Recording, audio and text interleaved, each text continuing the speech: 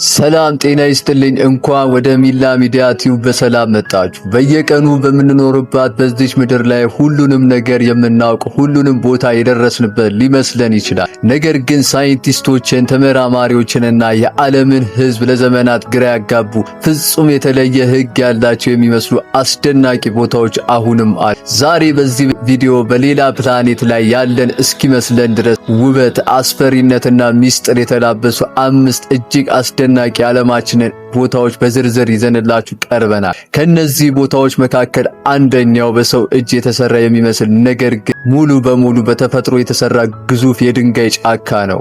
እስከ ቪዲዮ መጨረሻ ድረስ አብራችሁን ሁኑ። ለቻናሉ አዲስ ከሆናችሁ ሰብስክራይብ በማድረግና የደውል ምልክቱን በመጫን ቤተሰብ ይሁኑ። ቪዲዮ ላይክ በማድረግ ደግሞ ለሌሎች እንዲደርስ አግዙን። ዝግጁ ከሆናችሁ ወደ መጀመሪያው አስደናቂ ቦታ እንለፍ።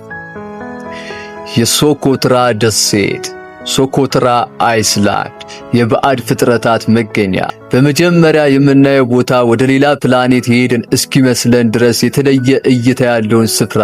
ይህች የሶኮትራ ደሴት ትባላለች። በህንድ ውቅያኖስ ውስጥ ከየመን የባህር ዳርቻ ርቃ የምትገኝ ሲሆን በዓለማችን ላይ እጅግ ባዕድ ወይም ኤሊያን መሰል ገጽታ ያለው ቦታ ተብላ ትጠራል። ይህ የሆነበት ምክንያት ምንድን ነው? በዚህ ደሴት ላይ ከሚበቅሉት እጽዋትና እንስሳት መካከል ወደ 37% የሚሆኑት በሌላ በማንኛውም የዓለማችን ክፍል አይገኙም። እዚህ ብቻ ነው የሚበቅሉ። በጣም ታዋቂው እጽዋት የዘንዶ ደም ዛፍ ድራጎንስ ብለድ ትሪ ይባላል። ቅርጹ በትክክል እንደ ዣንጥላ ሲሆን እርፊቱ ሲገፍ የሚወጣው ፈሳሽ እንደ ደም ቀይ ነው። የአካባቢው ሰዎች ለተለያዩ መድኃኒቶችና ማቅለሚያዎች ይጠቀሙበታል። ደሴቱ ለረጅም ዘመናት ከዓለም ተለይታ በመቆየቷ ይህንን አስደናቂ ስነ ሕይወት እንድትይዝ አድርጓታል። ይህ ቦታ በተባበሩት መንግስታት የዩኔስኮ የዓለም ቅርስ ሆኖ ተመዝግቧል። በቱርክ ሚኒሲታን የሚገኘው የገሃነም በር ዘዶቱር ሄል።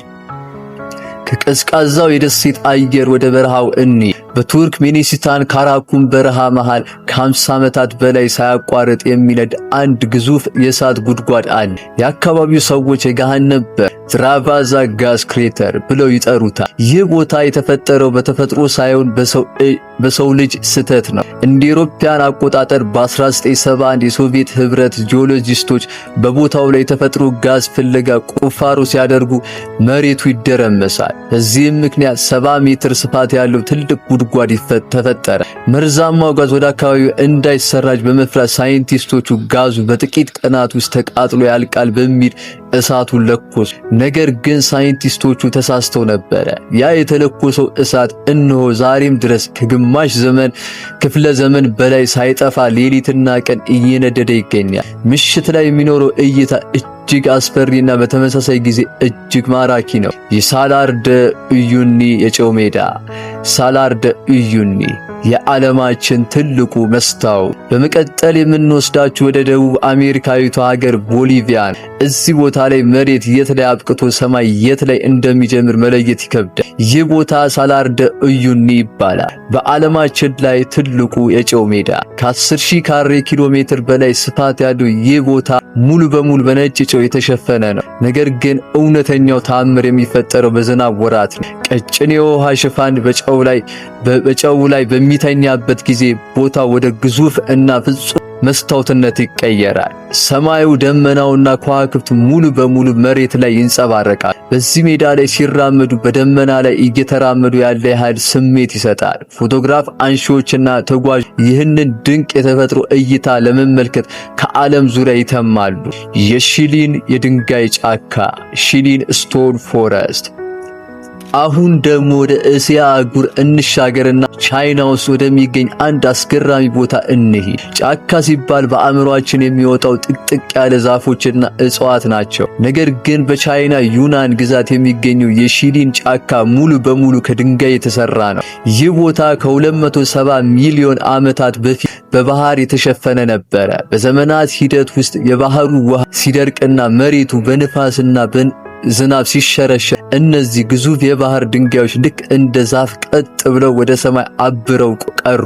በዚህ ድንጋያማ ጫካ ውስጥ ሲራመዱ ግዙፍ በሆነ የድንጋይ ላብራቶሪ ወይም ሜዝ ውስጥ የጠፉ ይመስላል። የአካባቢው ተወላጆች ስለዚህ ቦታ የተለያዩ አፈ ታሪኮች የሚያወሩ ሲሆን ቦታው በተፈጥሮ ጥበብ የተሰራ እውነተኛ ድንቅ ስራ ነው። የሬትባ ሐይቅ ላክ ሬትባ ሮዝ ሐይቅ በሴኔጋል። በመጨረሻ ወደ አፍሪካዊቷ አህጉር እንመለሳለን። በሴኔጋል ዋና ከተማ ዳካር አቅራቢያ የሚገኝ አንድ ሐይቅ ዋው እንደተለመደው ሰማያዊ ሳይሆን ፍጹም ሮዝ ወይም ፒንክ ቀለም አለ። ይህ ሐይቅ ሬትባ ሐይቅ ላክ ሬትባ ወይም ላክ ሮዝ በመባል ይታወቃል። ይህ ሐይቅ ይህንን ቀለም ሊያገኝ የቻለው በውስጡ ባለው እጅግ ከፍተኛ የጨው ክምችት ምክንያት ነው። የጨው መጠኑ ከታዋቂው የሙት ባህር ዴድ ሲ ጋር እኩል ሲሆን በዚህ ከፍተኛ የጨው ክምችት ውስጥ መኖር የሚችሉ ዱናሊላ ሳሊና የተባሉ ጥቃቅን ሕዋሳት አልጌ አሉ።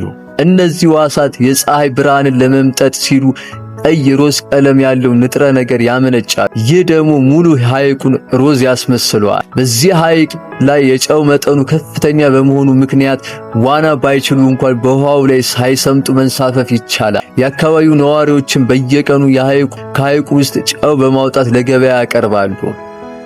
እንግዲህ ውድ አስደናቂ ነገሮች አፍቃሪዎች ዛሬ ካየናቸው 5 አስደናቂና ሚስጥራዊ ቦታዎች መካከል የእናንተን ቀልብ ይበልጥ የሳበው እና መጎብኘት የምትፈልጉት የትኛው ነው? የየመኗን ሶኮትራ፣ የቱርክ ሜኔሲታኑን የገሃነም በር፣ የቦሊቪያውን የጨው ሜዳ፣ የቻይናውን የድንጋይ ጫካ ወይስ የሴኔጋሉን ሮዝ ሐይቅ? ሐሳባችሁን አሁኑኑ በኮሜንት መስጫው ላይ አካፍሉን። ቪዲዮውን ከወደዳችሁት ላይክ ማድረጋችሁን እንዳትረሱ። ለወዳጅ ዘመዶቻችሁ ሼር አድርጉት። እንደዚህ ያሉ አዳዲስና አስደናቂ ታሪኮች፣ መረጃዎችና ታሪካዊ ክስተቶች ሁልጊዜ እንዲደርሳችሁ ቻናላችንን ሰብስክራይብ በማድረግ የደውል ምልክቱን ይጫኑ። በሚቀጥለው ቪዲዮ በሌላ ድንቅና ማራኪ ርዕስ እስከምንገናኝ ድረስ ሰላም ሁኑ። ቻው።